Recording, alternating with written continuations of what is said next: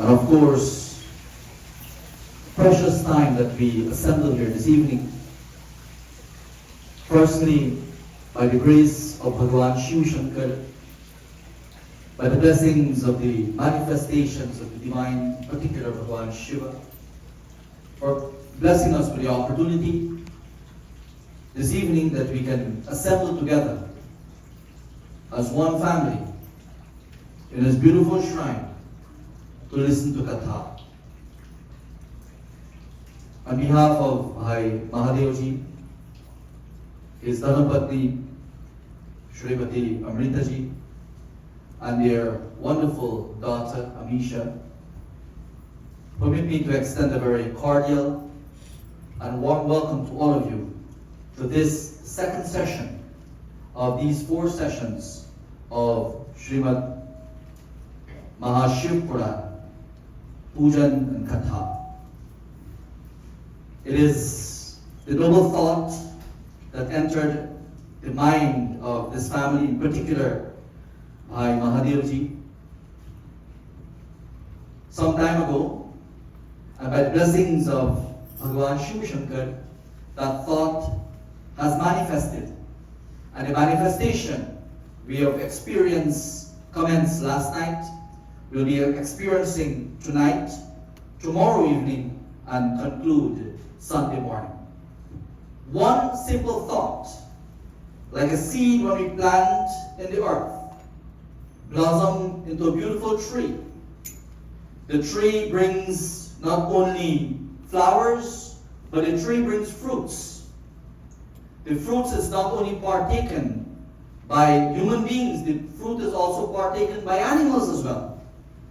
Not only fruit, but that one tree gives shelter to animals as well. That thought that entered the mind of Bhai Mahadevji was nurtured, and all of us are benefiting from that thought. There are very few families that I have come into contact with and spoken to that organize or have the desire to organize, to execute, and to perform puja, more so Katha. But I gotta tell you, Bhai Mahadevji could not have waited any longer to start inviting friends and families to come to his yagna. Please give him a big round of applause. And from that, I have concluded that he is ever so eager, not only on quote-unquote regular days, but ever so eager to sit with his family and friends and other devotees as well for these 4 sessions at the feet of Bhagavan Shiva, to sing his glories, to offer prayers, to express his gratitude, and of course to listen to the Katha. May Bhagavan bless you and your family. Mahadevji. Before we dive into the pages of the Mahashiv Puran, we'll take one bhajan, and I'll ask our sister, Behan Megan, to do that first bhajan for us, after which we'll proceed with our Katha, and then we'll take more bhajan, time permitting, after our Katha this evening. I want to welcome all of you, those of you who have come from near and far, and we hope that your stay here with us will be a blessed one, it will be a fruitful one, and all of us can gain the blessings of Bhagavan Shiv Shankar. Let us join together, if possible, in this bhajan as we prepare ourselves, we prepare our mind to listen to Katha this evening.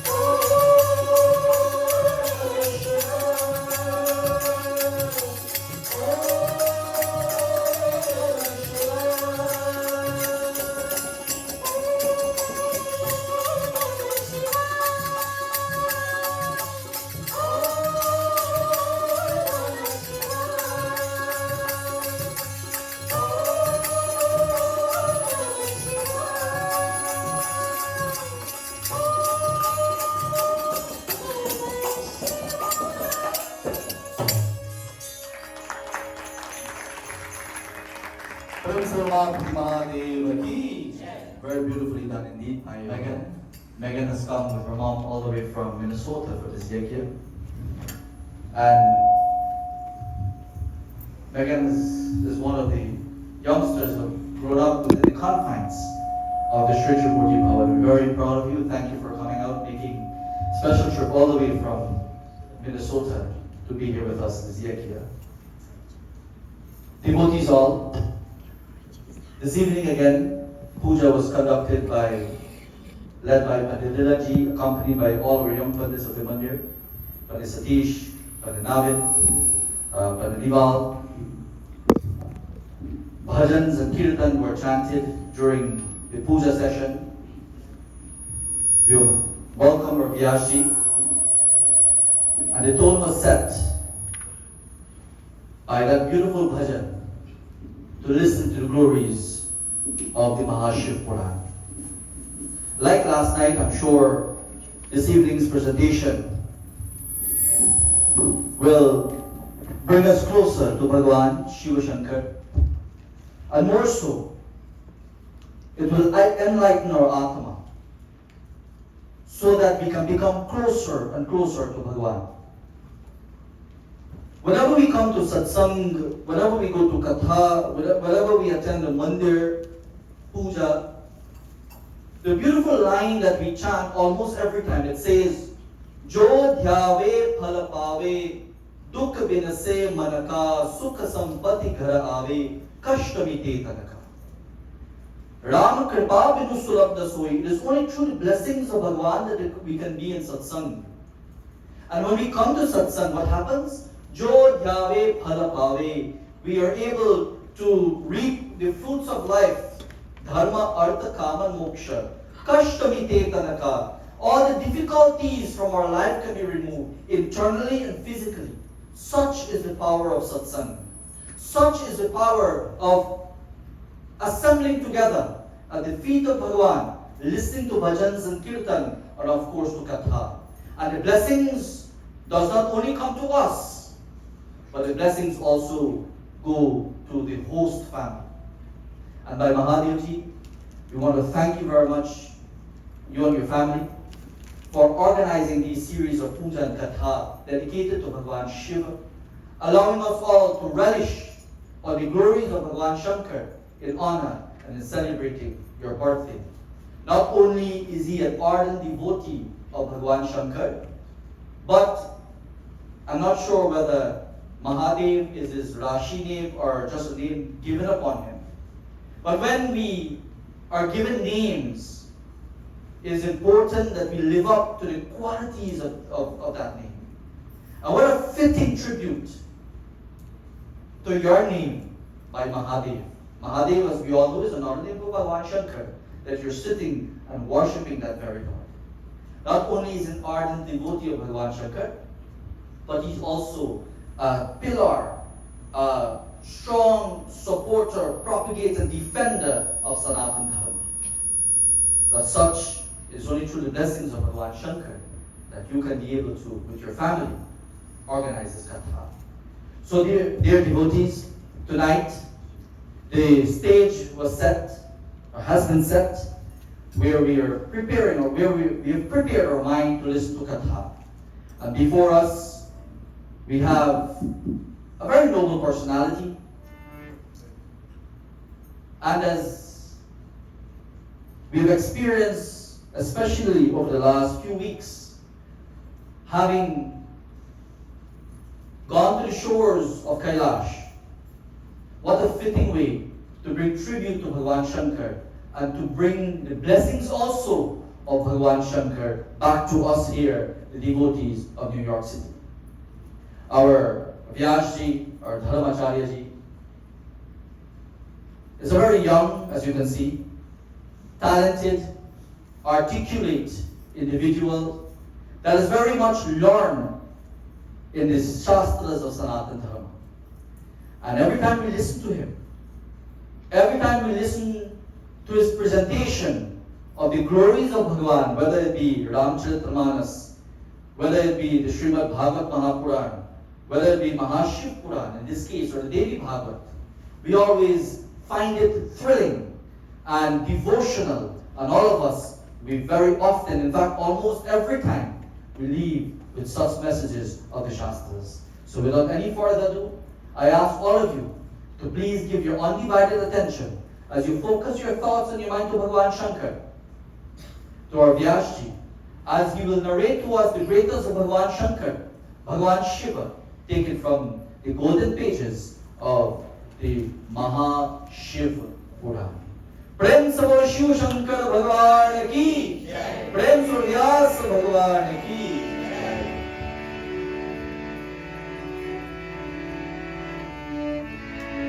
Ekatatunnai dhīmahi tanno danti prachodayāt Om Bhurbhuvah Swaha Tatpurushaya Vidmahi Mahadevaya Dhīmahi तन्नो रुद्रो प्रचोदयात् ॐ भूर्भुवः स्वः नारायण विद्महे श्रीकृष्णाय धीमहि तन्नो विष्णु प्रचोदयात् ॐ भूर्भुवः स्वः महालक्ष्मी विद्महे सर्वशक्ति धीमहि तन्नो देवी प्रचोदयात् ॐ भूर्भुवः स्वः आञ्जनेय विद्महे वायुपुत्राय धीमहि तन्नो रुद्रो प्रचोदयात् ॐ भूर्भुवः स्वः ॐ भूर्भुवः स्वः तत्सवितुर्वरेण्यं भर्गो देवस्य धीमहि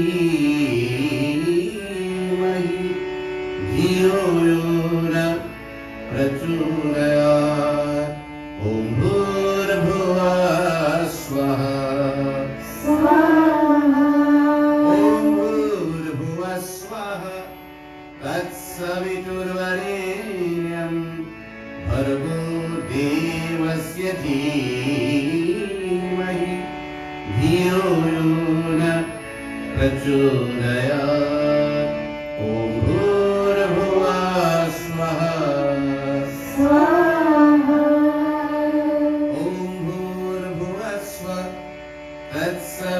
तत्सवितुर्वरेण्यं भर्गो देवस्य धीमहि धियो यो न प्रचोदयात् ॐ भूर्भुवः स्वः मिमिरे ब्रूहितां यज्ञस्य देववृत्वजम् ओंकारं रत्नधातमम् अति भगवान की जय ब्रह्मणे जात वेद से इदं नाम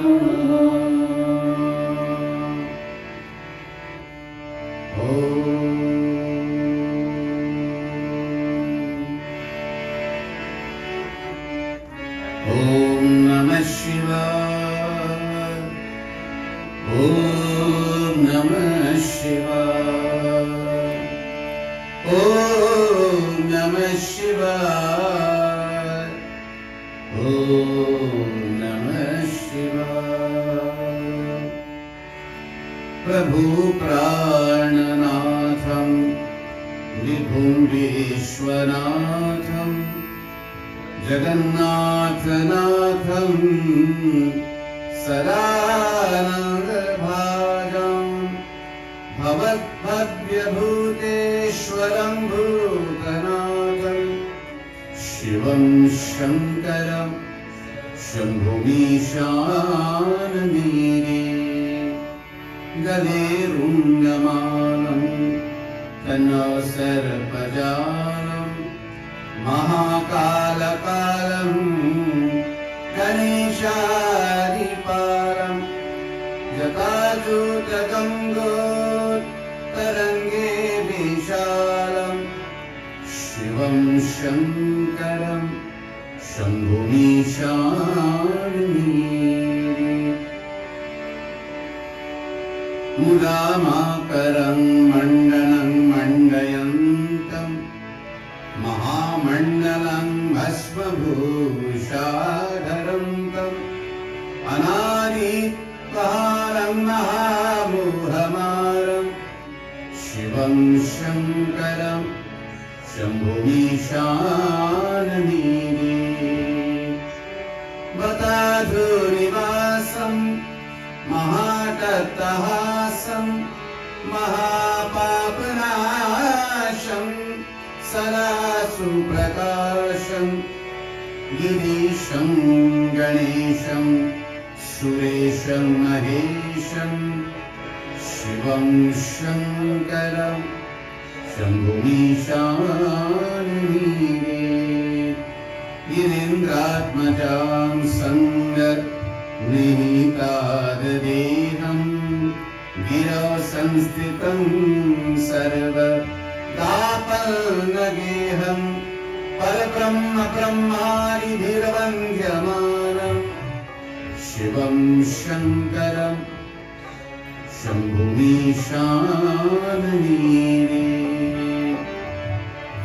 ॐ नमः शिवाय ॐ नमः शिवाय ॐ नमः शिवाय ॐ नमः शिवाय ॐ नमः शिवाय। भक्तजनों, सभासद, सुरागन भाई बहनों, सबसे पहले मैं भगवान शंकर को नमस्कार करता हूँ। आज हम लोग फिर एक बार अति भाग्यवान हैं कि इस पवित्र मंदिर में उपस्थित हुए भगवान शिव जी की महिमा गुणवाद श्री महाशिव पुराण से हम लोग पान कर सकते हैं। और इसलिए मैं आप लोगों का एक हार्दिक स्वागत करते हैं। भगवान की असीम कृपा से इस महान मौका मिले। मैं हमारे प्यारे श्रोतागण श्री महादेव जी और उसके परिवार को धन्यवाद देना चाहता हूँ कि इस महान यज्ञ को रचाया कि हम लोग भगवान शिव की महिमा सुन सकते हैं इस शास्त्र से। ओम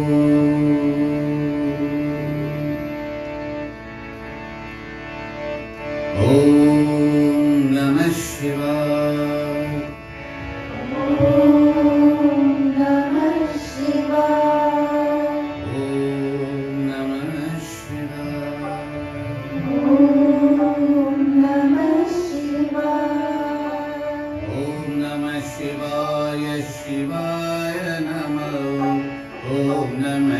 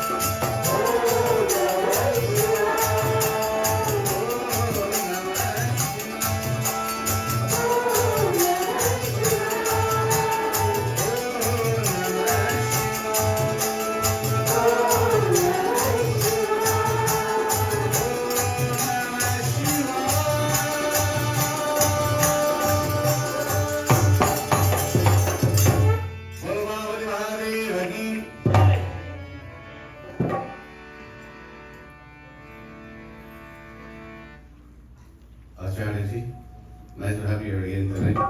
I know that you're going to be here all these sessions. Thank you, and thank you for last night and your honored presence and your friend who's here with you too. Yes, welcome. Reverend Pandits, Shrotas, mothers, fathers, brothers and sisters, Om Namah Shiva.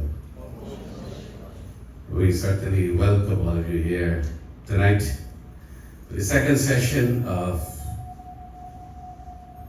Mahashivran Yajna, sponsored by our Shrota, Shriman Rajesh Mahadevji and his beautiful family. Why don't you put your hands together and give it a nice round of applause.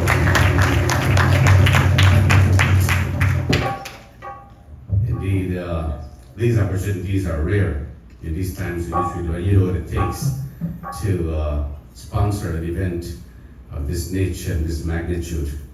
So we are grateful for the opportunity. He chose to celebrate his birthday with us. And he could have chosen anywhere else. He could have chosen another venue, another form of celebration. The Lord has so inspired him that it had to happen here in the Sri Murti Bhavan. And all of us who are here had to be present to share the blessings of Lord Shiva on this 50th Janam Din. So actually tomorrow will be his big day. In fact, he's just like 4 hours away, less than 4 hours. He's like 49.99 right now.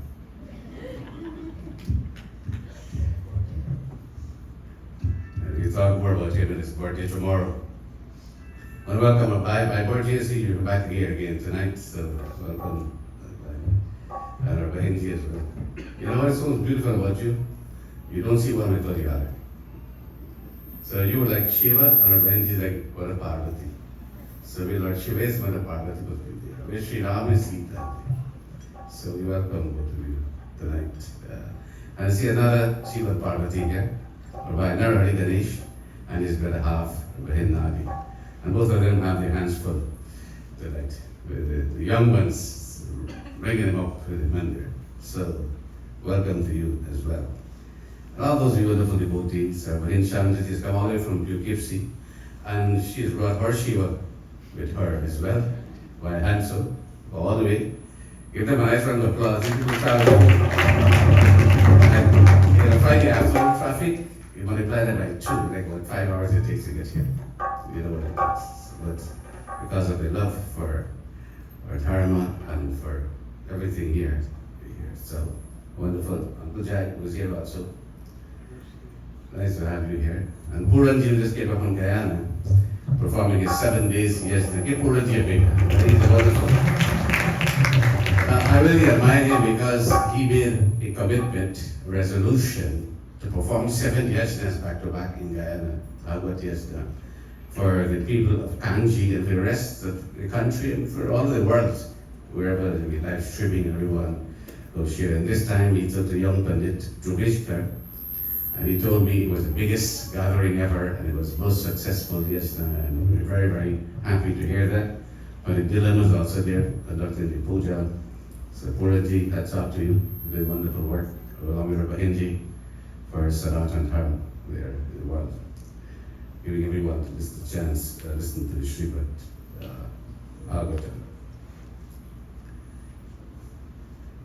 Tonight also, Vedji is here. Ved is here from Minnesota. You know her well, she's more New Yorker than Minnesotan, but she's here. And the reason why she's here, well, for many reasons. I think the first reason is because you were a tenant of Mahadevji. And so you felt obligated to attend his 50th birthday. Probably you promised him that when you were living at his place. That when he turned 50, you will be here to celebrate with him his 50th birthday. Probably that's the first reason, maybe the second reason.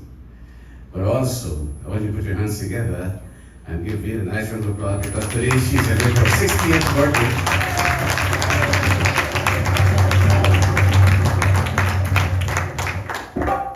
Happy sweet 60. Reggie. You come all the way from Minnesota. You could have done this at the Vishnu Mandir over there in Minneapolis, but you chose home. Right, and we are so happy that you chose to come here.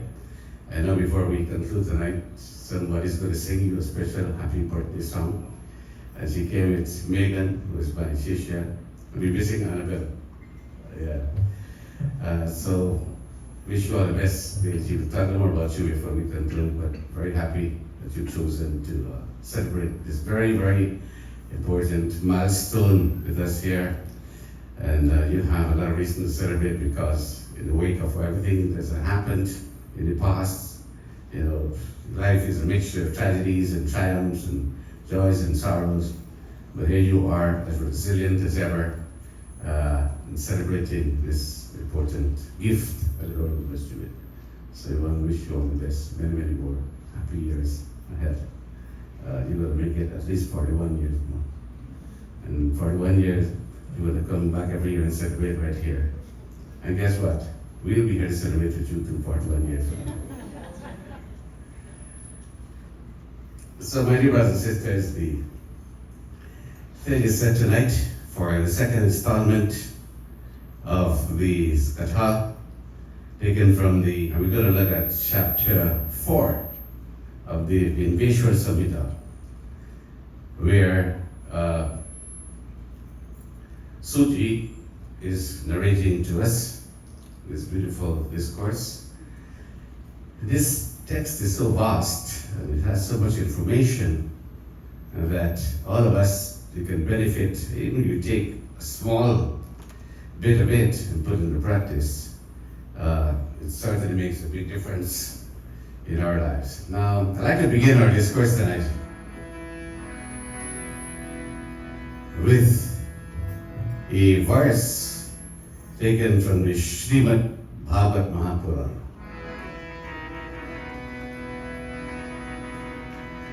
And this verse is taken from a conversation between the demon king Hiranyakashipu and his son Bhakta Prahalad.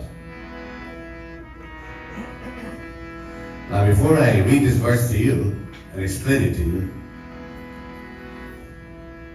let me say that in this age of Kali Yuga, our scriptures outline for us 3 important pathways through which we can attain God realization and find liberation. And these 3 pathways are Jnana Yoga, the path of knowledge, Karma Yoga, the path of action, and Bhakti Yoga, the path of devotion.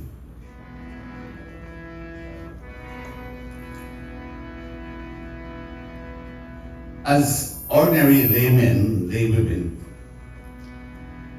we are prone to follow this path of Bhakti Yoga. The reason for this is, as humans, we tend to identify God as a person. And regardless of what religion you belong to, even if you think that the God does not manifest, and if you were to simply say, "Our Father," a picture comes to the mind. A mental image is born when that one word is recited, the word Father. You think of a male person. Even though you may not have seen a physical picture of him, but that mental image comes to mind, and you connect with that mental image. So it must be something for the mind to rest on when we're communicating with God. It's harder to simply think of God as an airy form, like a spirit which you find it very difficult to communicate with. As Bhagavan Krishna explains to Arjuna in chapter 12 of the Bhagavad Gita, where Arjuna asks the question, it says, of the impersonal God, tell me which is easier to attain. And Lord Krishna prescribes the form of worship whereby we worship the Lord as the form. We'll talk more about that in the discourse tonight. So this the path of devotion is divided into 9 steps. And this is what Bhakt Prahalad says to his father, Hiranyakashipu. Shravanam kirtanam vishma smaranam parasevanam archanam vandanam dasyam sakyamatman nivedanam iti pungsam pita vishnu bhakti srairava lakshana kriyetam bhagavat yatsaram तन्मन्येधितमुत्तमम्। Prahlad ने कहा, हे पिताश्री, विष्णु भगवान की भक्ति में 9 भेद है। भगवान के गुण लीला आदि का श्रवण, कीर्तन, रूप नाम आदि का स्मरण, उनके चरणों की सेवा, पार सेवनम, पूजा अर्चन, बंधन, दास्यम, साख्य, आत्मनिवेदनम। यदि भगवान के प्रति समर्पण के भाव से यह 9 प्रकार की भक्ति हो जाए तो मैं उसी को उत्तम अध्ययन समझाता हूं। So here he outlines Prahlad in 9 forms. The devotion is divided into 9 forms, and the first is smaranam, smaranam, kirtanam Vishnu, smaranam, shravanam kirtanam Vishnu, smaranam padasevanam. Archanam bandhanam dasyam sakyamatmanivedanam. Now, what the Mahashiv Puran does here, it extracts from these 9 forms of devotion, it extracts 3 forms. And these 3 forms are Shravanam, Kirtanam, and Mananam. And these 3 we're going to look at tonight because it's information for all of us. We look at the meaning of these 3 and how they can and should be practiced. And we can see how effective they are in aiding us to attain that communication and ultimate grace of Bhagwan Shiva. Now, towards the end of the 3rd chapter of Vidyeshwar Samhita, Suji is written to us in the words of Brahma. He says, Om Namah Shivaya Punyavacham Maranam Kedasham Brahma Shravanam Chapi Kresharam Kirtanam Vakatham Tasya Kirtayatyadyayathakam. Om Hara Hara Hara Mahadev. उसका संक्षेप करके सारमात में तुमने वर्णन करता हूं। कानों से उसके गुण सुनने, वाणी से कीर्तन करने और मन से उनका मन न करना यही महासाधन कहलाता है। मैं ईश्वर का श्रवण कीर्तन और मनन करना चाहिए। So I'm going to make it simple as possible so all of us can understand it. It is complex philosophy. It's made simple so that we can understand and we can relate it as well. That's what this whole Katha is all about. The entire Katha from the Mahashiv Puran. Now all of us here, I'm pretty sure, is there anyone in this audience who is not a devotee of Lord Shiva? Right. Yeah, all of us are devotees. You're not a devotee? All of us are devotees of Lord Shiva. We've all come here tonight because we are devotees of Lord Shiva. If I were to ask you, how much do you love Lord Shiva? You say, love it all by heart, all by soul. You're a lover of the Lord. And that is remarkable because this is what our Dharma is all about. Now, I'll ask you a question and answer me yes or no. Do you love Lord Shiva? Yes. Yeah, the answer is yes, right? A unanimous yes. I'm going to ask you a second question. Second question is, are you in love with Lord Shiva? How much are you in love with him? Very much. Okay. Now, when you are in love with someone, that person never escapes your thoughts. If you're experiencing worry, you're thinking of that person. At sleep, at night in your sleep, you dream of that person. Regardless of whatever is happening, subconsciously, you're thinking of him or her. That's when you know you're deeply in love with the person. All of us, we love Lord Shiva. We worship him out of our love. But the time has come, and he must sit us, when we must learn to be in love with him. So much so that he never escapes our thoughts. He permeates every single thought of the mind. And wherever we go, whatever we do, consciously, subconsciously, the mind always is attached to the lotus feet of Bhagavan Shiva. That is the reason why these forms of devotion are going to aid us in establishing this bond between us and Bhagavan Shiva. So Suti, the Shiva Puran tells us, as I said, it singles out these three forms, which is Shravanam, Kirtanam, and Mananam. If we practice these three, said the Shiva Puran, when they're well exercised, unification with Lord Shiva results gradually. All the ailments of the body becomes nullified, and supreme bliss is realized when we practice these three forms of devotion. The process can be painful, said the Shiva Puran, but later on everything becomes auspicious from beginning to end, because Lord Shiva is there and he will make the impossible happen in your life. So the sage is asking Brahma the question. So now please tell us, O Brahma ji, किस प्रकार मनन और श्रवण किस प्रकार से होता है और कीर्तन किस प्रकार किया जाता है, सो आप यथार्थ कीर्तन करिए. So please tell us, so what is this Shravan? What is this Manan? And how is this Kirtan performed? So Brahma now is going to explain to all of us in simple terms. Brahma ji बोले, पूजा जब ईश्वर के गुण रूप विलास और नामों में तथा युक्ति से जो मन का शुद्ध करना है, वही मनन ईश्वर की कृपा दृष्टि से प्राप्त होता है. यही सब श्रेष्ठ साधन के मुख्य है. So he begins now by describing this first form, which is called Shravanam. Shravanam means to listen. It begins with the desire to listen to the glories of Lord Shiva.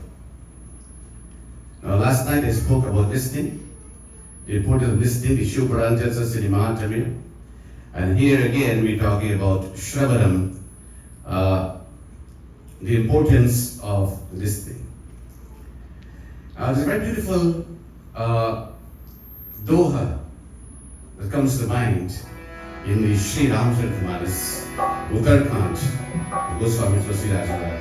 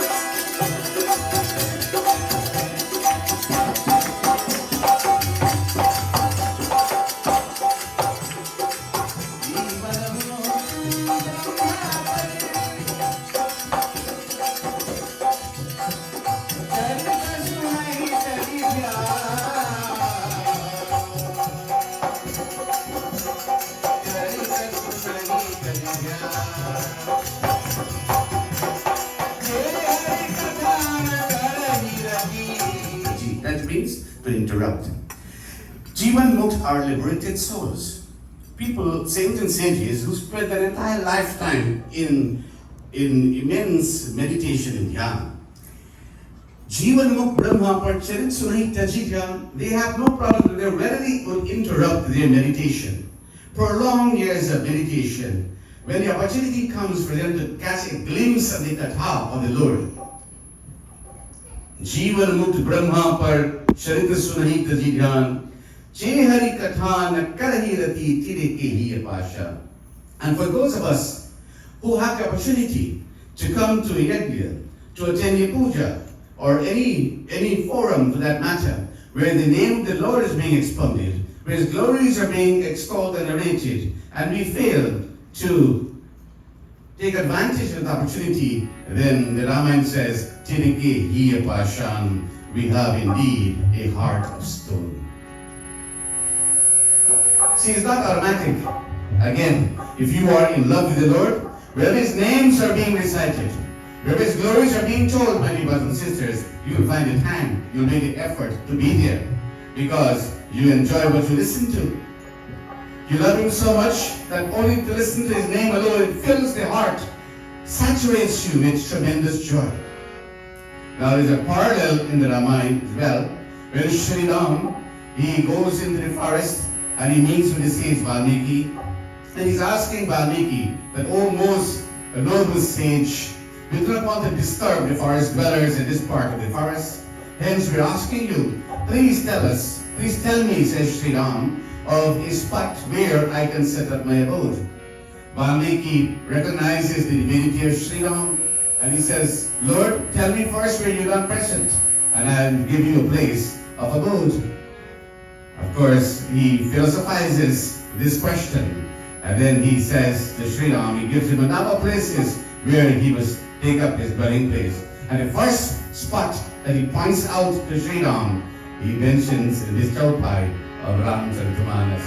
Ram Siya Ram Siya Ram.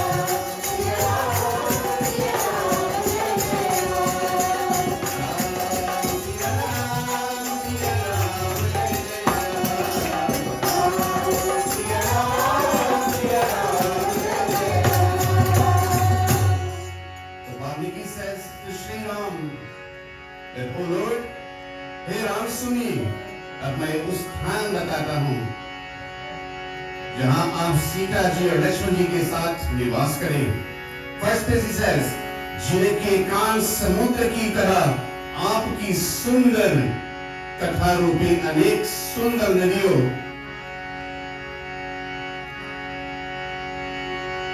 O Ram, dwell in the hearts of those whose ears are like the ocean, and your kathas are like many streams flowing into the ocean.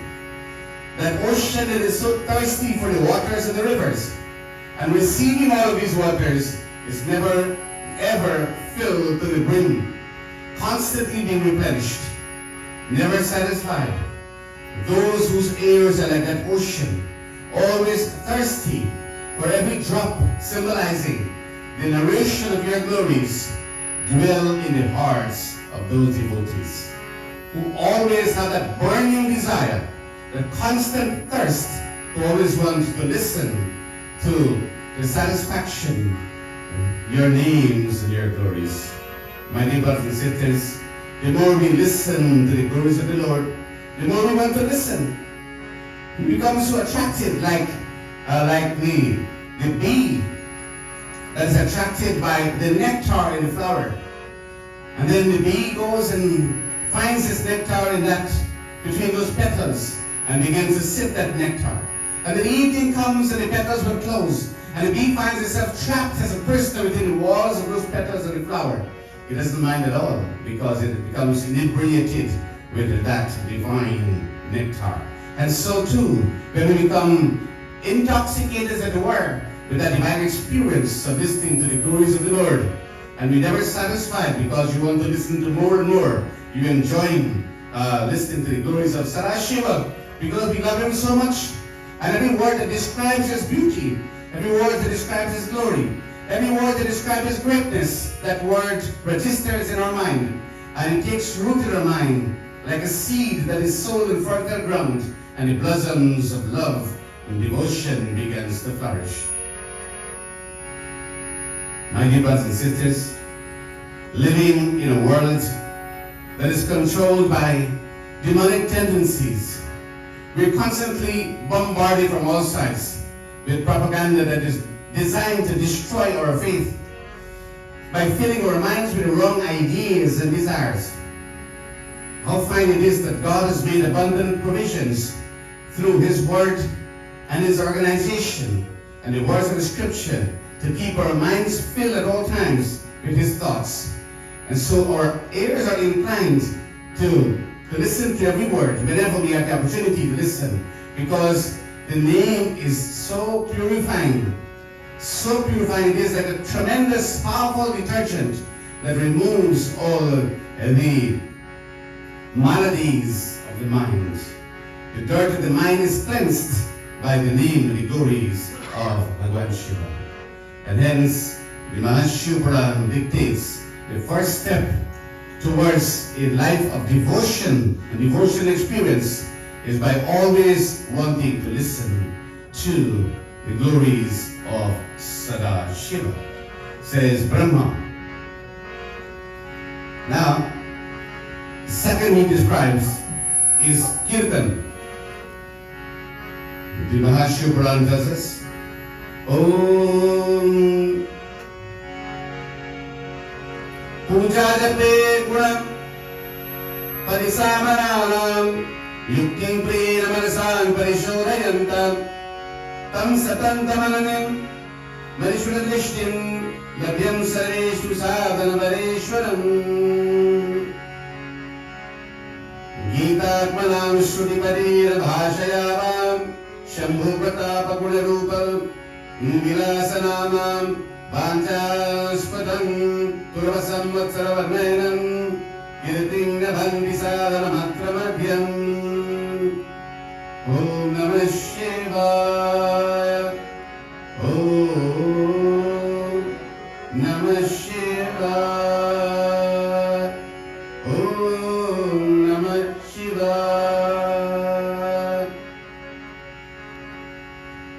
So Brahma ji says, गान करके वैदिक शब्द करके और भाषा में शंभू के प्रताप गुण रूप और नामों का विलास और मनोहर रसीली वाणी से जो इनकी स्तुति करी जाता है, इसका नाम कीर्तन है. So what is this kirtan? Kirtan is singing, chanting the names of God, the names and the glories of God. Kirtan is a little different from bhajan. Bhajan may be a song, a holy song that describes the glories of God. But when we recite a kirtan, we are actually chanting the names of God and the glories of God. And when you sing this kirtan, my dear brothers and sisters, there are three elements that are involved. You chant this kirtan, number one, with feeling, that is called bhava. Number two, with love, that is called prema. And number three, with faith, that is called shraddha. These three elements must be present when you chant. If not, it becomes a mechanical repetition of the name of God, and it would lose its effectiveness. Again, it must be chanted with feeling, with power. Number 2, with praying, with love. And number 3, with faith. In other words, you look at the Murti of Bhagavan Shiva and you're chanting Om Namah Shivaya. That feeling, that power flows from the heart. And when you chant, what happens? The hair stands on end. The body begins to quiver with emotion. Tears begin to stream from your eyes. You become so overcome, so moved. Ever got that feeling before? And somebody sees you and they say something wrong with you? Nothing is wrong with you? Those are the symptoms of bhakti. Like if you were sick, for example, and you go to the doctor, you have a particular disease or illness, the doctor will examine you and they'll make a diagnosis, this and that is wrong with you, and make the right prescription. Because it looks at the symptoms that you exhibit. So likewise, my brothers and sisters, when you chant the name of God, you exhibit symptoms as well.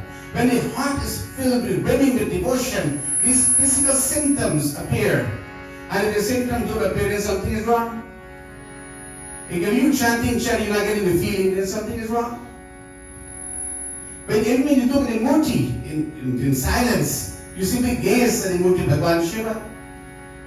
You just gaze at his Murti and tears come to your eyes.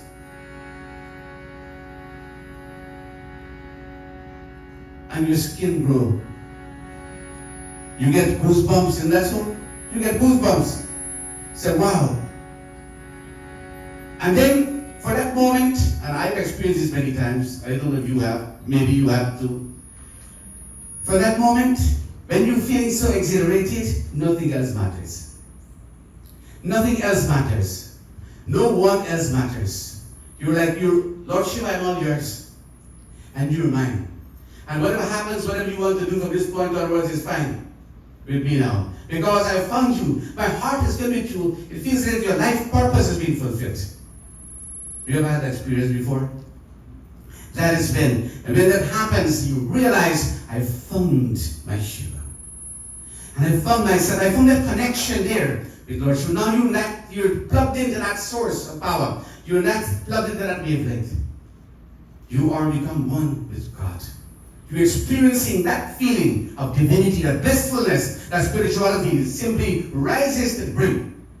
Because there is that feeling of power there, praying. And this is not pure, but praying. And praying is a divine ecstasy that you're experiencing when you're chanting the name of the Lord.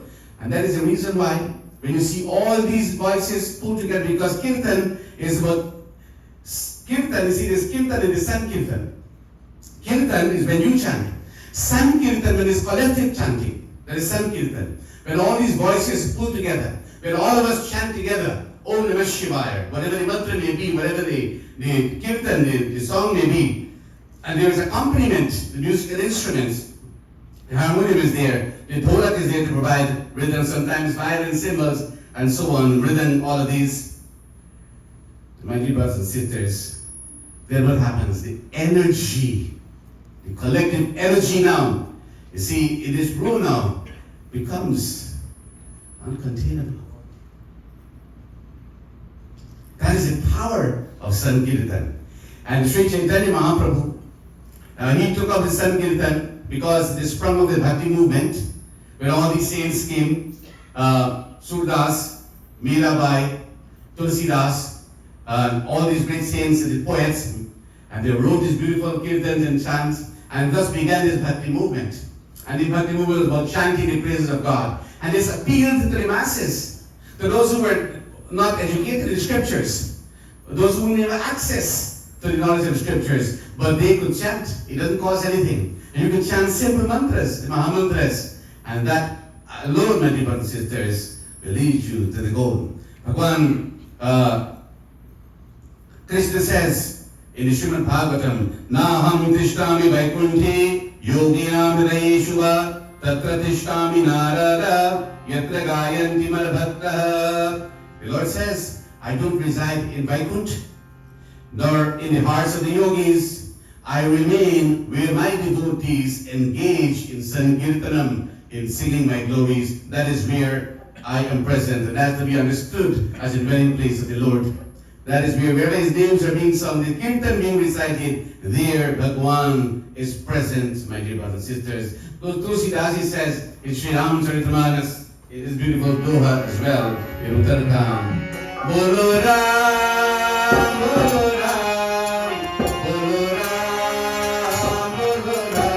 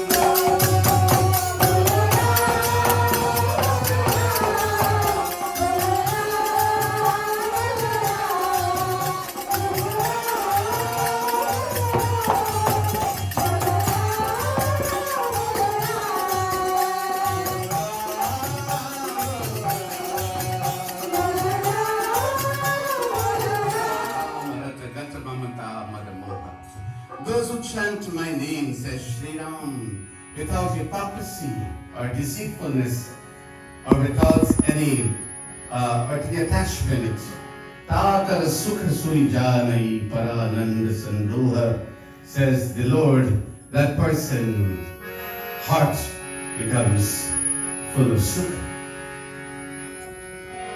Takar Sukha Sui Janai, he experiences, or she experiences ultimate happiness. Mama Gunagavat Pulak Sarira Gada Gada Gira Naina Baharira Mama Gunagavat Pulak Sarira.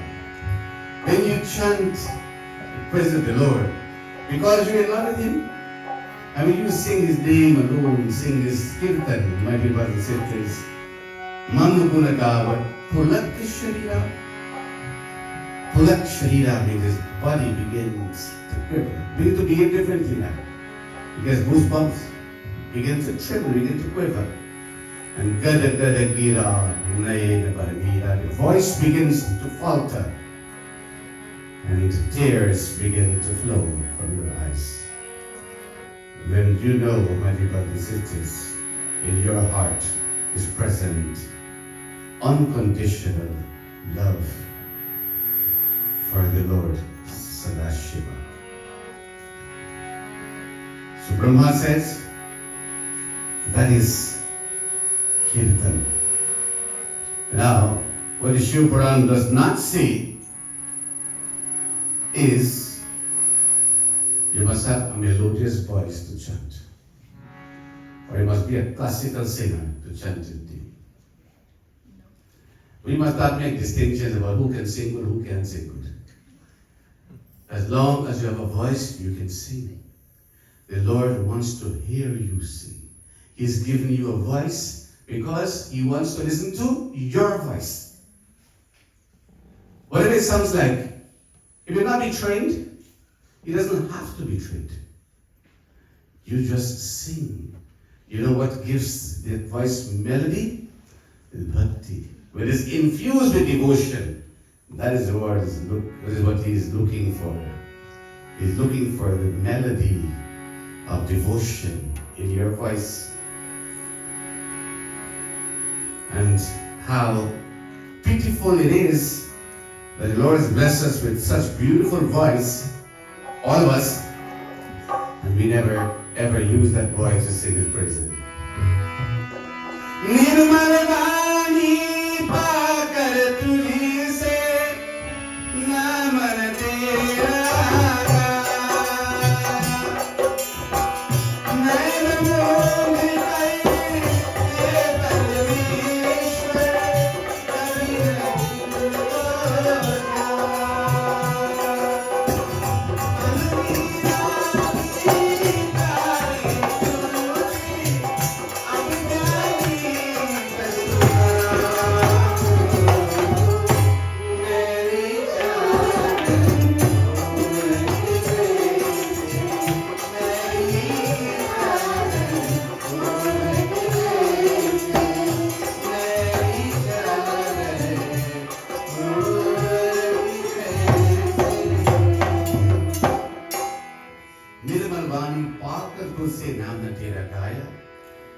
The one who is steeped in regret says, Lord, you blessed me with such a beautiful voice, but never have I used this voice to glorify you, to sing your praises. Never have I closed his eyes in meditation to you. Now, man veena ki taari tuti. This beautiful instrument, which is this voice you blessed me with, is no more. What song ab kya geet suna? What song can I now sing to you? So my dear brothers and sisters, the chants are very simple. Om Namah Shivaya, the smallest child will learn how to sing. And when you sing, the innocence in that voice, the love in that voice moves Bhagwan Shiva all the way from Kailash to respond positively to these humble petitions of yours.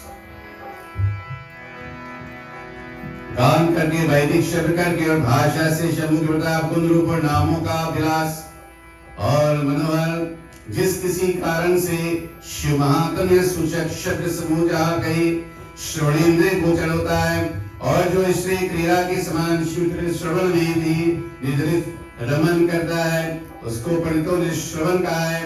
यह जगत प्रसिद्ध है। सत्संग निधि से प्रथम तो श्रवण फिर पशुपति के गणों का कीर्तन होता है, पीछे सब उत्तम मनन होता है, परंतु यह सब कुछ शिव जी की कृपा दृष्टि से ही होता है। सूची बोले इन साधनों में एक पुराना इतिहास कहते हैं। So he says, the third one is manana, means to remember or to revolve in the mind the glories of the Lord. In other words, what you listen to, you retain it, you think about it, it regurgitates in the mind, you dwell in it, and let that inspire you, let that motivate you to keep closer to the feet of the Lord. It must not be forgotten, but continue to remain afresh in the mind. So Suji says that, O saints, long ago, my preceptor Vyasji, who is the son of sage Parasar, he performed penance on the banks of the Saraswati river. प्रथम पराशर मुनि के पुत्र हमारे गुरु व्यास जी सम्राट से सरस्वती के सुंदर किनारे पर तप करने लगे। वहां अपनी इच्छा से सूर्य के समान कांतिमान विमान पर बैठे भगवान संत कुमार जी को हमारे गुरु ने देखा। But as he performing his tapasya on the banks of the Saraswati river, he was suffering from some kind of mental agitation, some pranto. Mental agitation means that he was not experiencing what he was looking for. So at that time, this divine sage Sanat Kumar, who happened to pass by in an aerial chariot, विमान पर बैठ भगवान संत कुमार जी हमारे गुरु ने देखा, and he saw this व्यास जी, हमारे गुरु जी ने ध्यान से जाकर इन ब्रह्मा जी के पुत्र को भेजा और प्रणाम कर परम कौतूहल से मुनि ने पूछा. So that divine sage Sanat Kumar is walking, happening to walk there, and he saw Vyasji in this state of agitation. And he paid obeisance to him. He offered him a seat befitting the divinity of the sage. And then the sage spoke these humble words to my preceptor, says Suchi. So Sanat Kumar says, Sanat Kumar ji ने गंभीर वाणी से कहा, संत कुमार जी ने बोले, हे मुने, क्या तुम सत्य वस्तु शिव तत्व का ध्यान करते हो? तो जो ध्यान करने वाले कर्ण गोचर प्रत्यक्ष होते हैं, वह शिव तुम्हारे सहायक है, फिर तुम कितने निमित्त करते हो? जब कुमार ने ऐसा कहा तब मुनि ने अपनी आशा से प्रकट करके धर्म और कामों से इनका निर्माण किया है, और आपकी कृपा से मैंने लोक के अनेक प्रकार से उनकी स्थापना की है। इस प्रकार मैं सबका गुरु, परंतु परम अद्भुत मुक्ति का ज्ञान मुझे उदय नहीं होता। मैं उसका कारण नहीं जानता, इस कारण मुक्ति के निमित्त करता हूँ। इस प्रकार जब व्यास ने भगवान शरद कुमार से कहा, हे मुनियो, और समग्र मुक्ति का कारण वर्णन किया। So he spoke and he says, O sage, the reason why you're experiencing this mental agitation is because you need to meditate upon that true object by which the great Lord Shiva can be seen and can be realized. So then he says, you need to practice these three qualities, which is Shravan, Kirtanam, and Mananam. If you practice them, then, O holy sage, these are the three means of salvation. So after saying this to Vyas, the Sanat Kumari mounted his chariot and he went his way. And then Vyas, now he began to practice these three forms of devotion because before he could cross that ocean of worldly existence. Now, chapter 5 of the Vindeshwar Samhita, Sutaji said, now see, this is the beauty about Sanatana Dharma. Beauty about Sanatana Dharma. Because these sages, they voice our concerns. They know what's going through our minds, so they address it for us. Now you may listen to this katha tonight, and you will say, well, listen, this thing is like impossible. How am I going to, number one, every day where am I going to find time from? 2, listen to the Shiv Puran. I gotta get up early in the morning. 5 o'clock I wake up. Oh, you're saying that. Ordinary person. Ordinary working person. I gotta wake up 5 o'clock in the morning. I gotta shower and everything. I gotta catch that A train. And I gotta go to work. All day, that work is so grueling. I spend the entire day working. And you know, the stress and the problems on the job and everything else.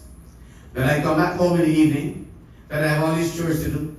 I have to do the dishes. I have to do laundry. I have to cook. I have to clean up the house. And after dinner and everything, and I'm so tired, I just retire straight into bed. And then it's all over until the next day again is repeat and repeat and repeat. Now where am I going to find time now to listen to Shiv Puran? Where am I going to time to even chant, find the time to chant, sit and chant quietly? You barely have the time in the morning, 5 minutes, sometimes no minute, to go to the altar and say hi and bye. If at all, many times you wake up so late you didn't have time to go to the altar to say a prayer, and that's all. Now you have to be honest with yourself. So these saints they know. They know you got bills to pay. They know we have family obligations. They know we have job obligations. They know all the obligations we have. They know. So the question is asked, well, what about you can't perform all these things in one day? What must we do? Then Suji says, in the 5th chapter of the Mahashiv Puran, answers the question for us. And it says, Om Namah Shivaya, Om Namah Shivaya. Shravanaditrekam Shakto Lingaviram Shankaram Sansthapayanti Nibhyasyatam Jitam Sansara Sagaram. So there are concessions in the scriptures for those who wouldn't have the time. You can't find the time, you can't find the energy to perform in detail all of these that is prescribed in the scriptures. Many times, Sanatana Dharma is misconstrued as a path or a religion, if you will, of many complexities. The rituals are so elaborate, they're too complex, they're so long, sometimes they're boring. Our children will complain. You don't go to the mandir of this thing, it takes so long. 2-3 hours, you gotta sit for a puja, nobody wants to sit so long. Is there a shortcut? And you compare that with other forms of worship, with 30 minutes you go in and out, and that's it, you feel you've done something. Well, my dear brothers and sisters, nothing in Sanatana Dharma is too complex.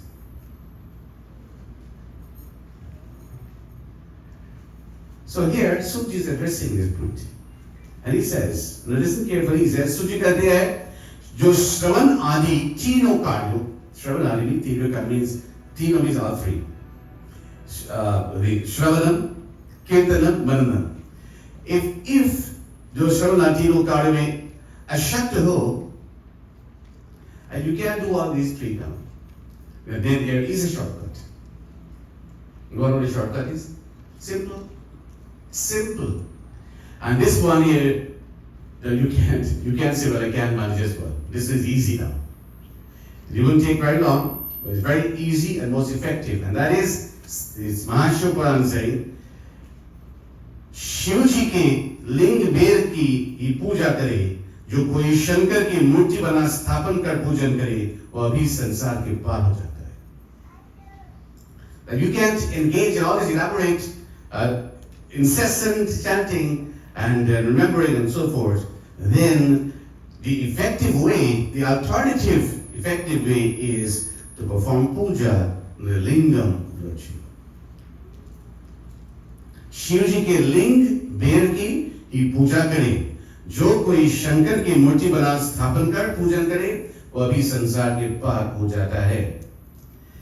That when you perform this puja to the lingam and to the murti of Bhagavan Shiva, then that will worship every day now, then that is the effective way for you to cross this sansar, this ocean of birth and death. Now, isn't that easy?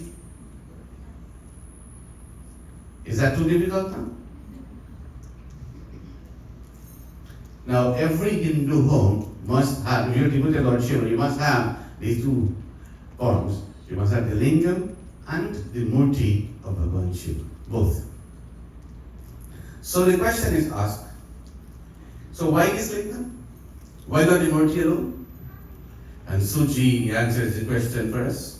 Because the sage says that everywhere you look, you see only the murti of a particular deity. मुनि बोले वेद मात्र तो सर्वत्र देवतागण पूजित होते हैं, परंतु लिंग वेद में सर्वत्र शिव जी कैसे पूजित होते हैं? How is it then in the case of Shiv Puja, you have both lingam and the murti, and all the others only one murti alone, one way of worship?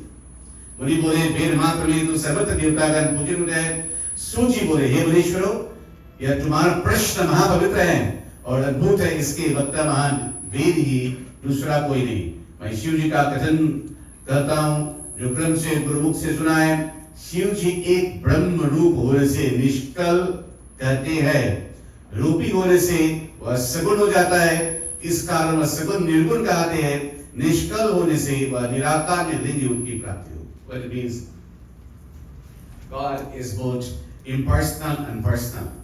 And in the case of Lord Shiva, he is worshipped both as the impersonal God and personal. The lingam of Lord Shiva here, the word lingam means a symbol, and it symbolizes something.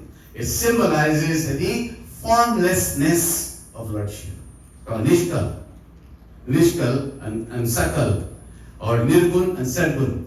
So Lord Shiva without form, formless Shiva, is represented by the lingam. This lingam does not have ears, does not have eyes, does not have organs like the murti does. And you look at the lingam, it is round, it represents infinity. It's without beginning, without middle, without end.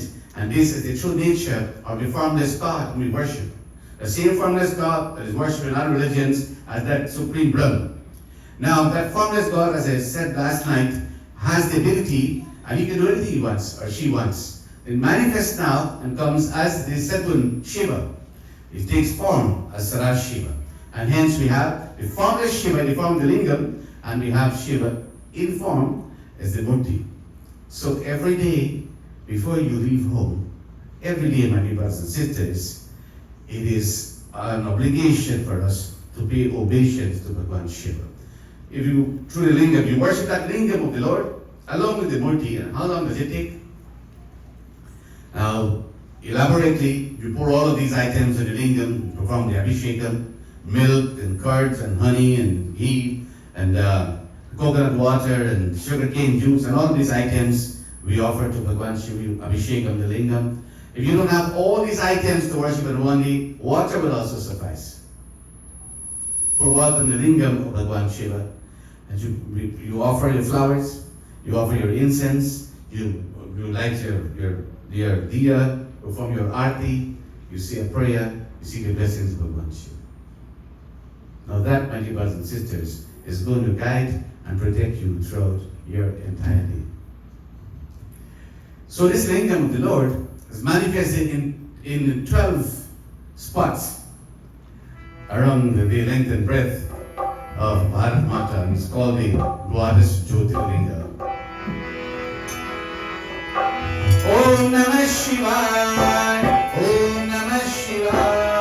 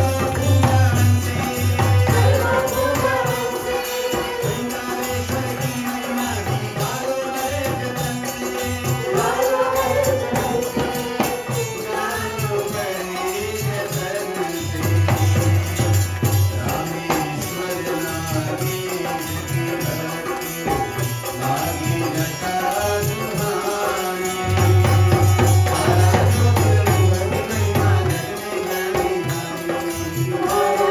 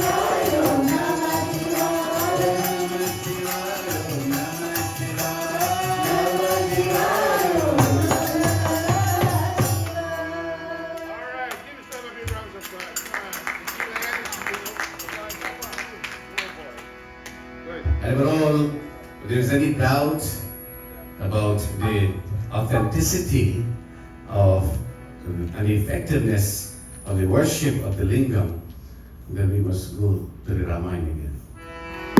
There is someone in authority who, with his own hands, he molded the lingam of Bhagwan Shiva and himself performed puja. Tulsidas Shiva.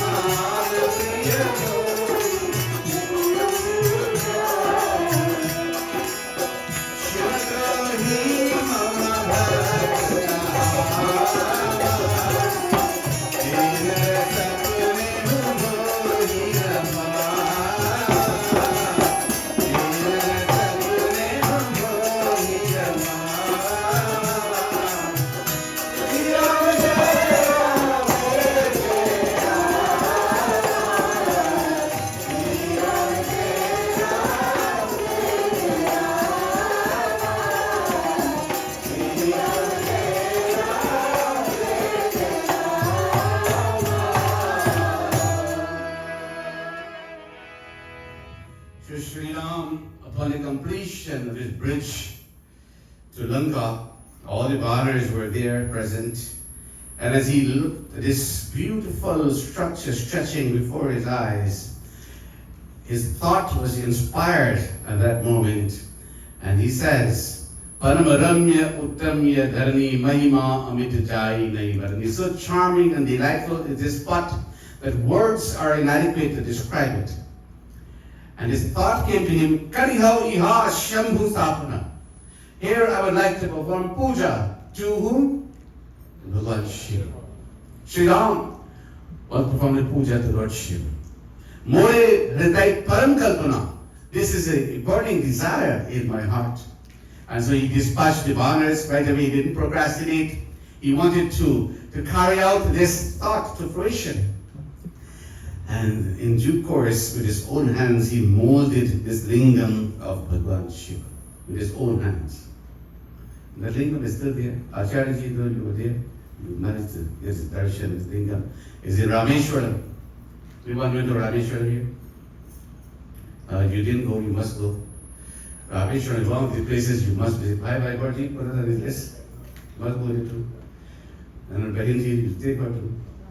Now, this mandir is there, beautiful mandir there in Rameshwaram.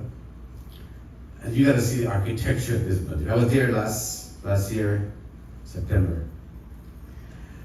And I had the fortune of seeing this lingam with my own eyes.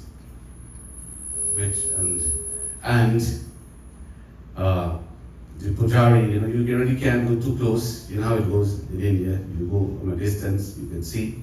But the pujari who was there, because I was escorted by someone, one of the pujaris in there, and he took the mala that was on the lingam, he took it and put it around my neck.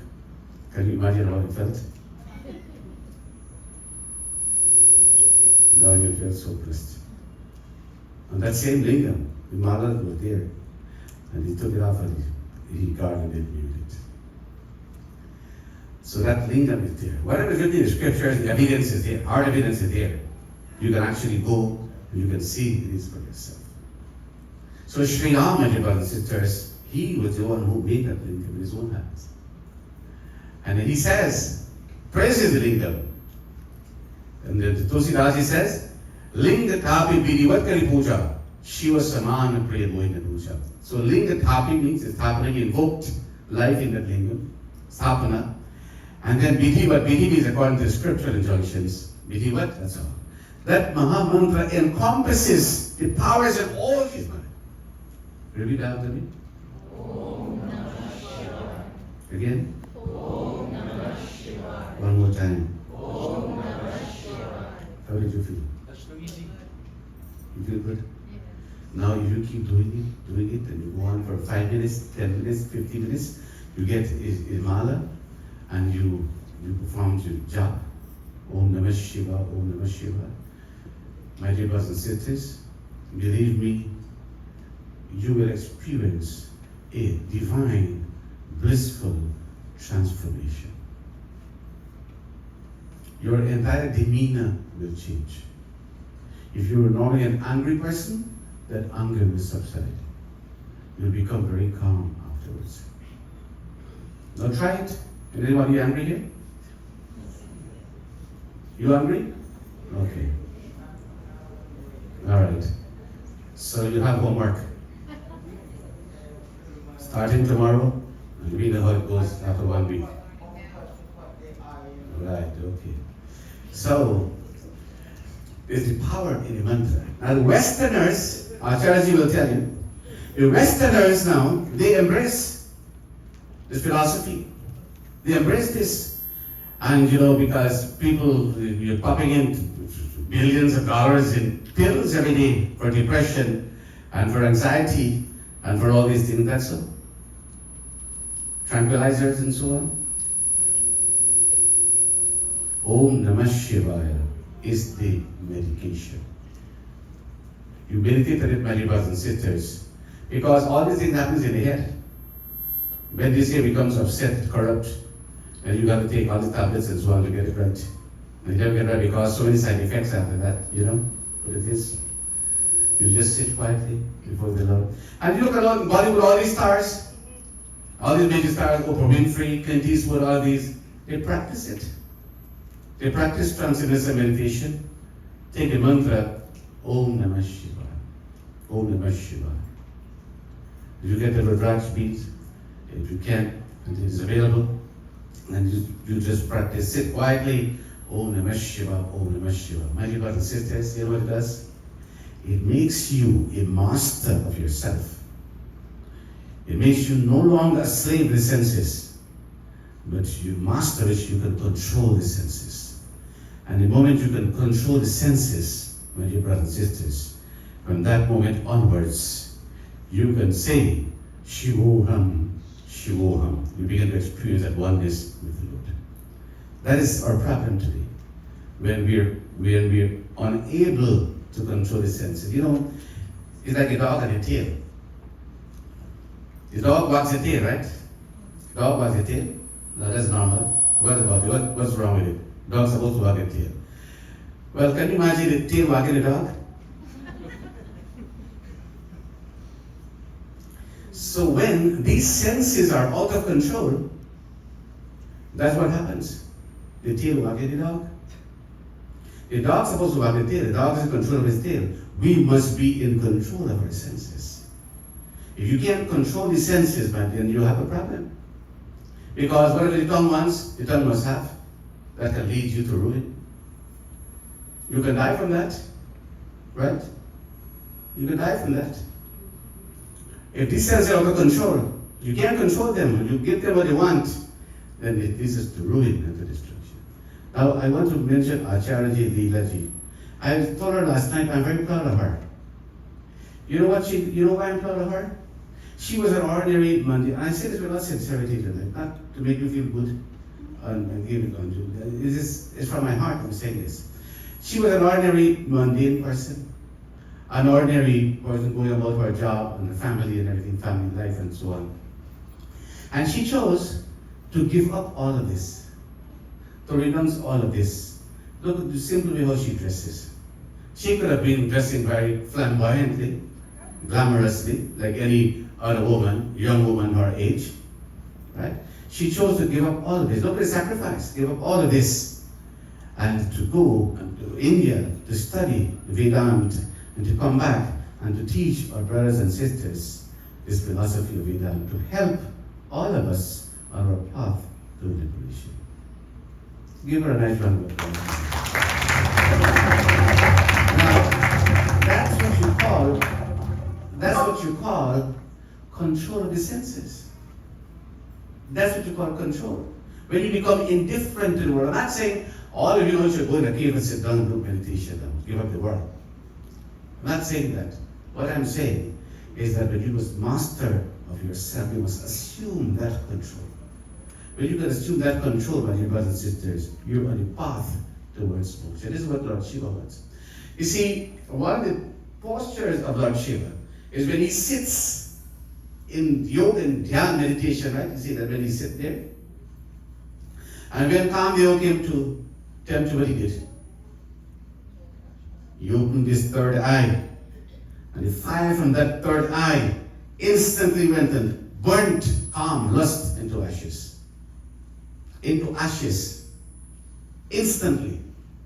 And he's teaching the world. That's how you gain mastery over the senses. So you must not be a slave to these senses, but you must have control over them. Bhagavan Krishna teaches that in Bhagavad Gita also. That's what he'll be telling Arjuna throughout the entire text here. So Om Namah Shivaya helps you to achieve and to maintain that control. Simple mantra. You close your eyes, you know what it does, because what it does, it gives stability to the mind. The thought process becomes stable. It becomes governable. And when the mind is under control, the senses are under control. The senses, they work as a two-way transmission receptor. They pick up signals, stimuli from the external world, report to the mind processes it, and send back signals to the senses. That's how this whole system works. So if you have control, then only positive thoughts will be sent to these signals. Positive thought, like for example, Before you came here tonight, the mind was saying, listen, let's go. We need to go to yesterday tonight. All the negative thoughts must have intercepted that thought and said, okay, we watch TV instead. This CPL is on. Let's see who will play tonight. And so many things, other things you want to do. But no, you were determined to come here. You brushed aside all these negative thoughts. You said, no, I'm going to come here. The mind won the battle. If the mind wins every battle like that, then you emerge as a victor, not as a victim. That is what all of us need to do. And that is what Om Namah Shivaya helps you to achieve. Once you can maintain that level, my dear brothers and sisters, that level of stability and mind control. And Arjuna confesses in it when he says, oh Krishna, you tell me all these things, but his mind is so difficult to control. It's like difficult to control the mighty winds. You know, when the wind becomes a hurricane, you can't control, you gotta run and take shelter, take cover. And Krishna says, oh Arjuna, abhyas, by constant practice, meditation, the mind will be in control. So that person becomes, not only your demeanor changes, that aura about you becomes so brilliant that wherever you go, you simply light up that entire room, the environment. You become a luminary, literally a luminary walking the earth. And you become a tejasvi, you become so powerful, the teja that shines, that light from inside out.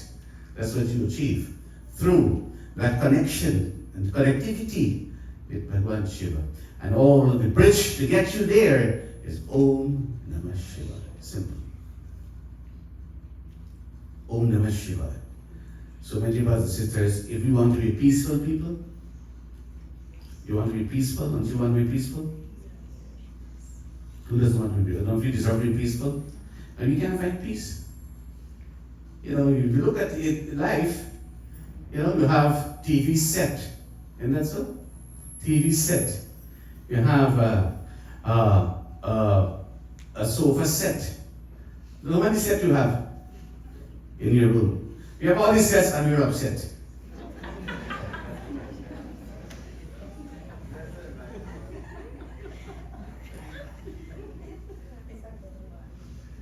Right?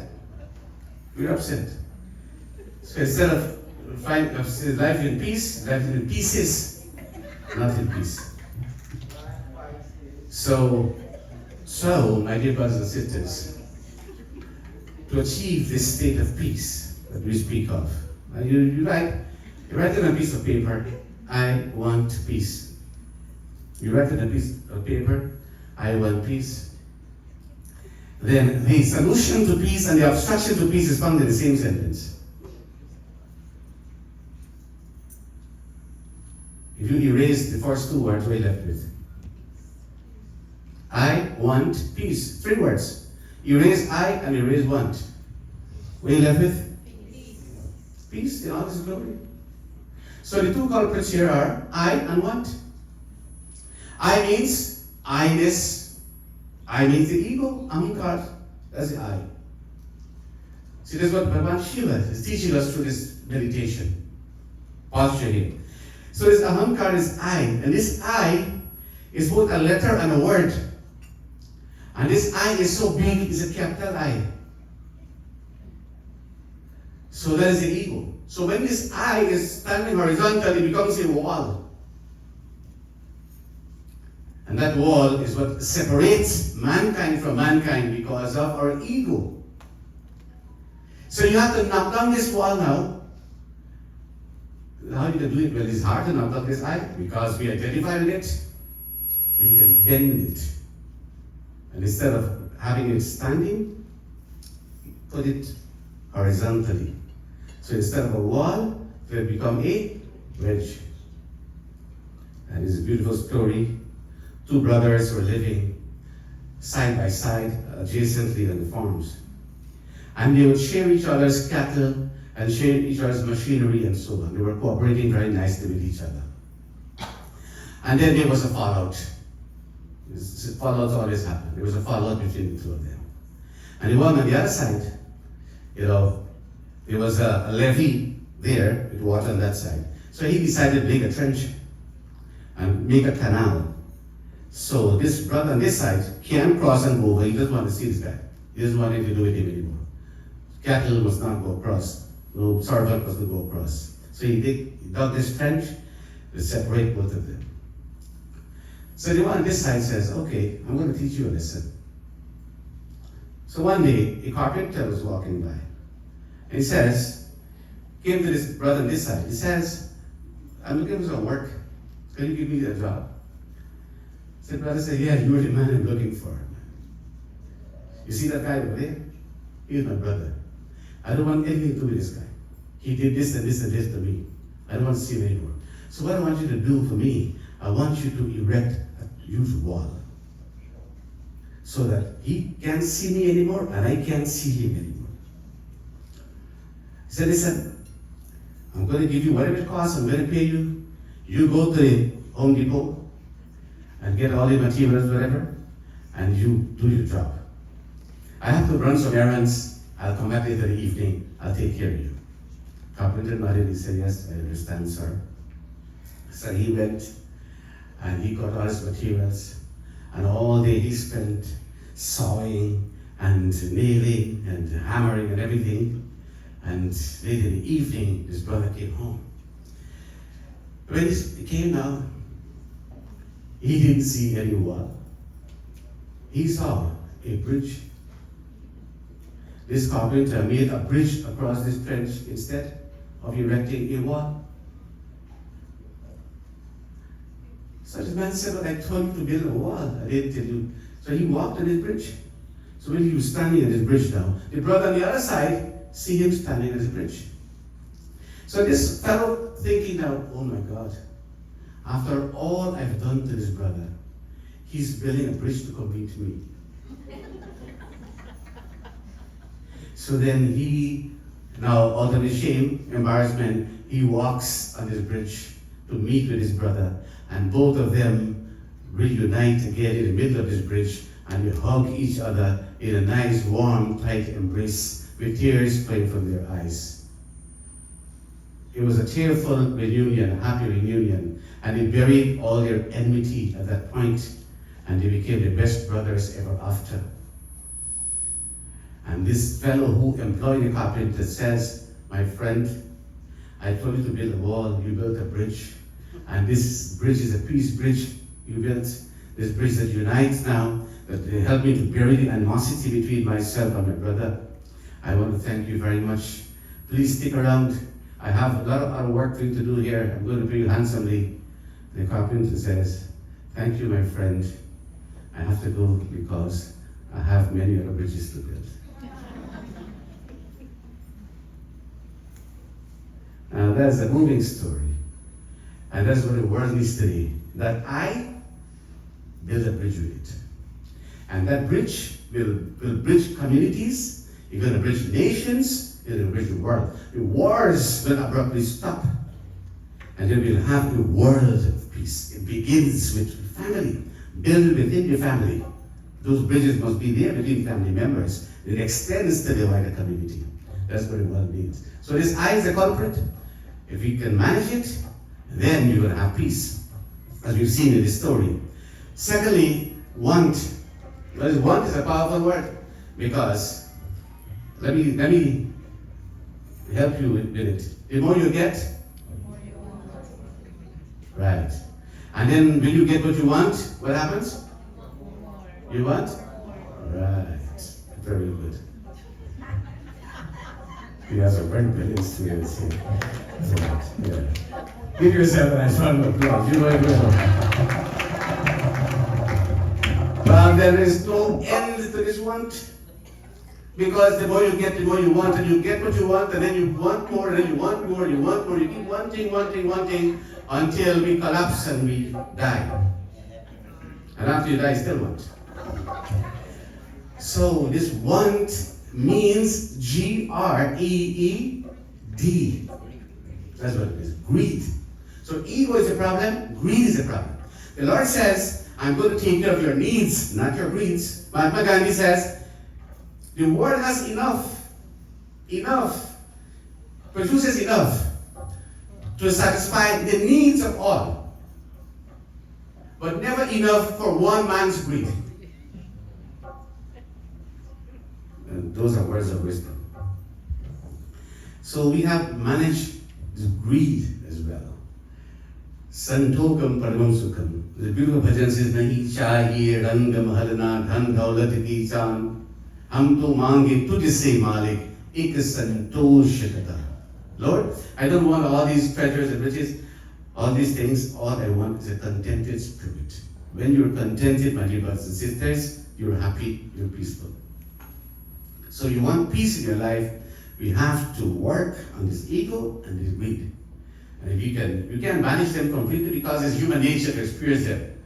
If you can keep them under control, then you will live a happy, a successful, and a peaceful life. It's 10 p.m. and I don't think we'll go any further than this tonight because we have 2 more sessions to go. But tonight I do hope that the message from the Mahashiv Quran will resonate in our lives. We should ponder on it and put it into practice, my dear brothers and sisters. We want to thank our Shrota Mahadev once again. Can you please stand for those who were attended last night? This man, in 2 hours, will be 50 years young. I'm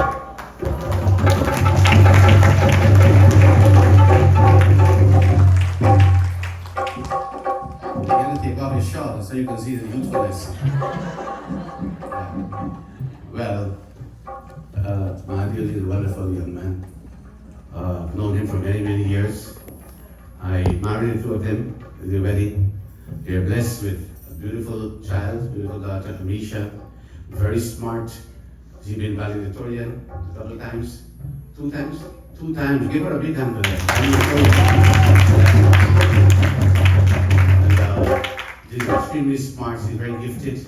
She plays the harmonium. She sings. She's well rounded. And this is the child that this couple have produced. You know, so before they got married, Amrita was giving him a hard time. And I had to step in and neutralize things. And that's how come this thing happened.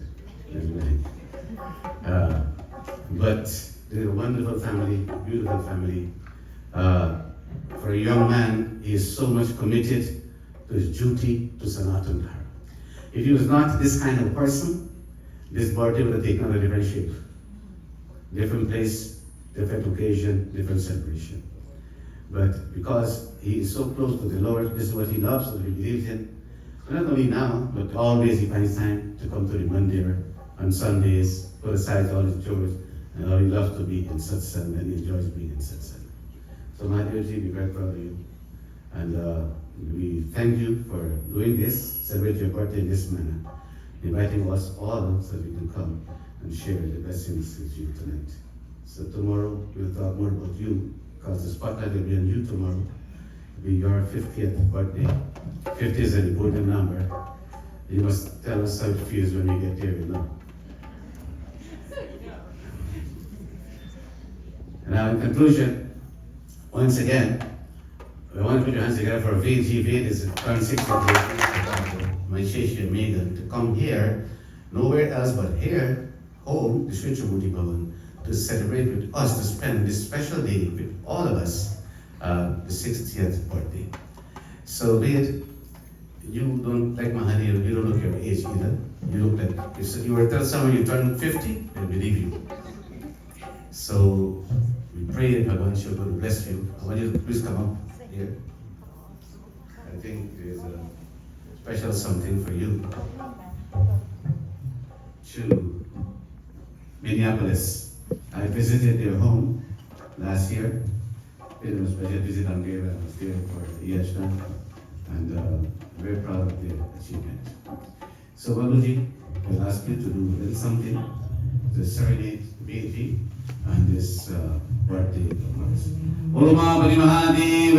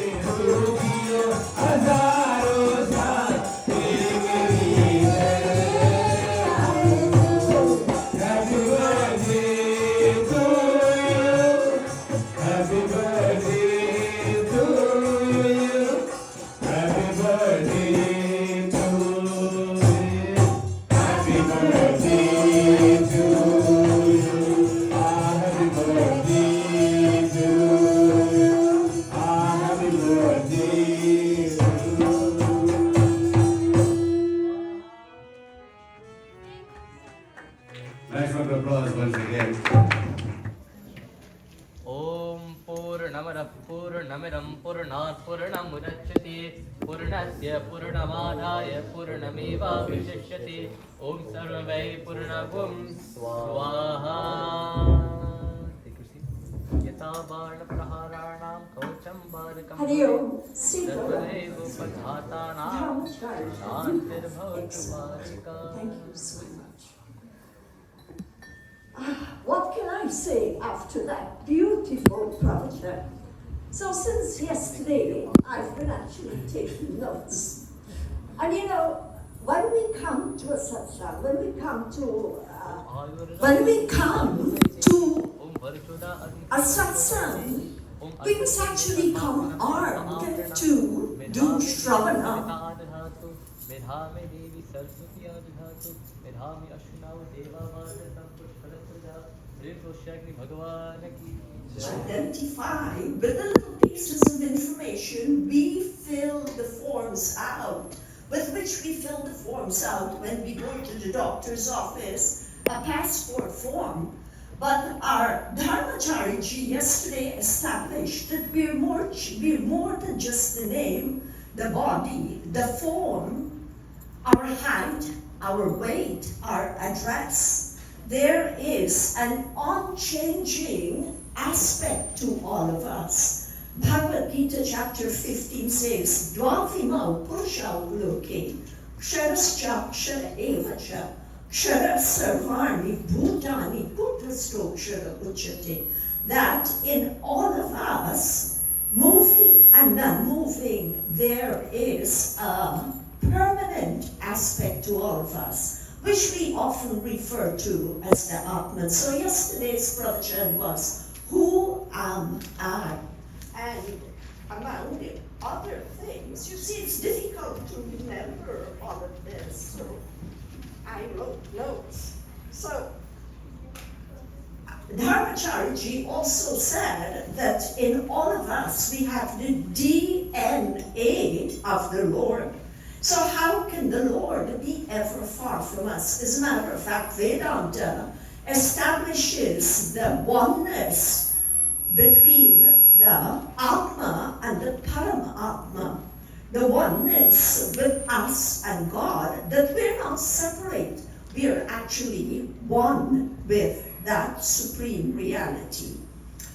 And how can the drop be different from the ocean, you also said. And actually, the biggest obstacle to our spiritual growth is our mind. We can bring our body here, but to silence the mind, to have the mindset, because the mind is as turbulent as the winds, and like our Dharma Acharya says tonight, that Bhagavan Krishna says that with practice, abhyasa and vairagya, we can actually control the mind. So it's coming to satsang that we must come with the mindset that we want to evolve spiritually. Tonight, we were given actually 3 forms of practice, spiritual practice that we can employ in our lives. Shravanam, which means to study. Study means to listen, to study, to read again. We are discussing the Shiva Mahapurana, which means it's very easily accessible to all of us. I strongly recommend you go to Amazon and you buy yourself a copy. It's cheap, but it's priceless. And there is so much information given to us. So Shravanam, what's the second? Kirtanam, to be able to sing with bhava, with prema, with shraddha, faith that what I'm doing will work, that I will eventually become one with my Lord. Then our Dharmacharya says that when we come to satsang, we must become intoxicated with this feeling of love from listening to the divine nectar of the Shastras. This is the only panacea, the only remedy for quelling the agitation of the mind, which is, of course, the barrier to our spiritual growth. And then he very wisely gives us a very simple remedy tonight for fitting our spiritual growth, our spiritual giving priority to our spiritual life by saying that just chant the mantra Om Namah Shivaya. We can do it on the A train, we can do it on the job, first thing in the morning, last thing at night. So my friends, these 2 days have been phenomenal. Thank you very much. Bahut bahut dhanyavad. And we all have so much to take away, so much to do. Shravanam, Mananam. Shravanam, Mananam means continuous reflection on what we've heard when we attend a satsang, especially these 2 nights. And of course, Nidhi Dhyasana means we must own this knowledge. We must apply it to our lives and we must live it. So thank you once again, and I just want to say how blessed we all are to have attended. And Rajesh, thank you so much for being there. Yajman, you and Amrita and Amisha. This is a wonderful gesture to the community. Thank you so much.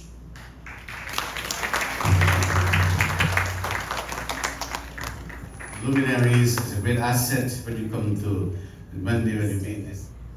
It's always a pleasure to be at home. Trimurti Bhavan here is home for most of us, matter of fact, all of us. So tonight, I don't want to take away what was dished out and served so wonderfully by our Dharmacharya, but it gives me a lot of pleasure to stand before you and to say what a privilege it is to be here tonight, to join with my student in celebrating his 50th birthday. I'm sure you're going to hear more about it tomorrow night. But just before I hand over back the microphone, I know in the interest of time, but for one moment, just think how fortunate you are to be where you are right now. And to do what you're doing, that is, to listen to the name of Lord Shiva. And as third and fourth generation migrants from India, that was one of the packages that came with our ancestors. The story of Shiva and Parvati. And tonight we've been blessed to be reminded how fortunate we are. And it's all because of our wonderful son. So special thank you for him. Put your hands together for him. And as you go home tonight, if you do nothing else, just about that time when you think you're not falling asleep, just chant Om Namah Shivaya. And you'd be amazed in the morning how you fell asleep. God bless all of you. Om Namah Shivaya. So thank you very much for those beautiful words. Now, please bear with us. It's Friday night, it's weekend. I need a few minutes from you before we go out tonight. This is important.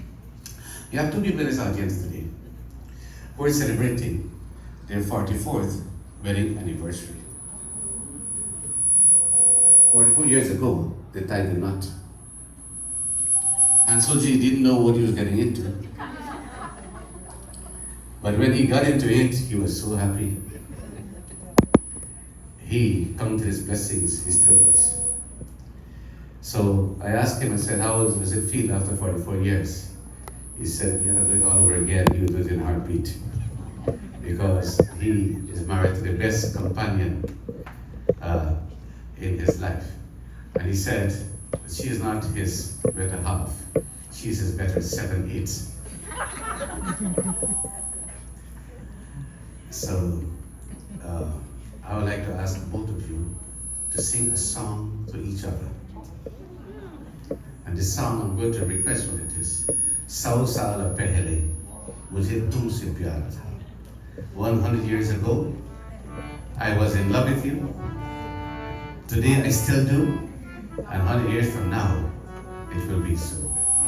So when you put your hands together, give this young couple a nice round of applause for 44 years. Happy togetherness. And they're the leaders of the Tribhuti Chauta Gold. Don't forget that. Every year, make all the special sacrifices to come here and sing the Chauta and help us keep our culture. And always, you see them always in satsang. They just came off the Ramayana Park for a whole week last week. And here they are again in this one there. And after this, we lost time. But we have one more. The young Pandit Sachin is his young boy. Was given to sing a bhajan, and then we start for it.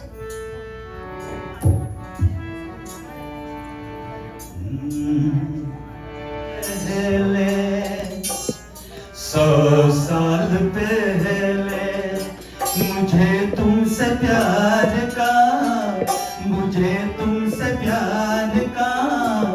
आज भी है और कल भी रहेगा.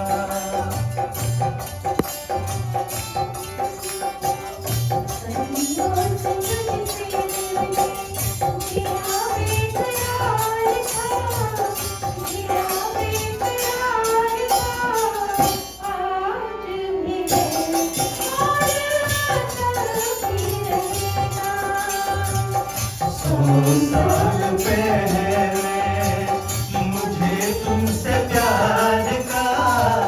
मुझे तुमसे प्यार का आज भी है और कल भी रहेगा.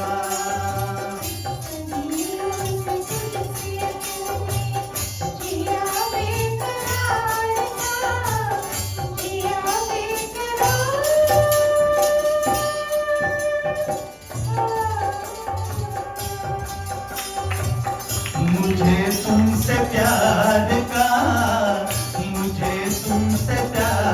का आज भी है और कल भी रहेगा.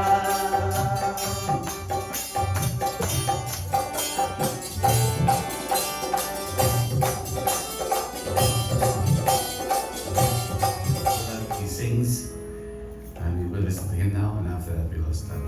Please be reminded, a lot of bhojan prepared upstairs before you leave, so please partake of bhojan. And we'll join us tomorrow again for a continuation, big birthday celebration tomorrow for Mahadevji, highlight of this year's tomorrow, and Sunday we shall continue. आओ बेटो जो हरिना शिवाजी के मंदिर में.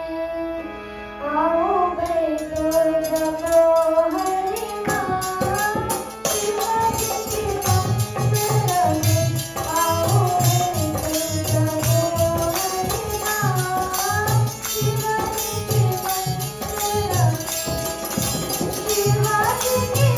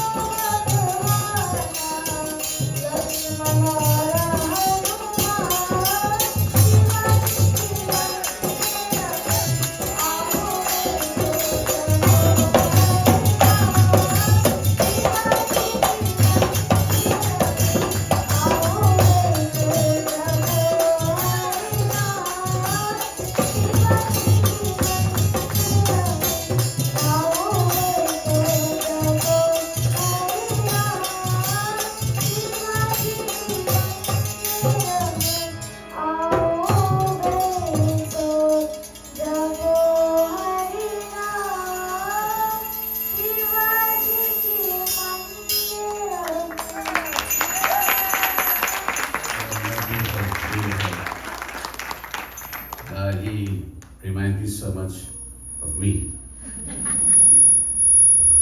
I was just like you.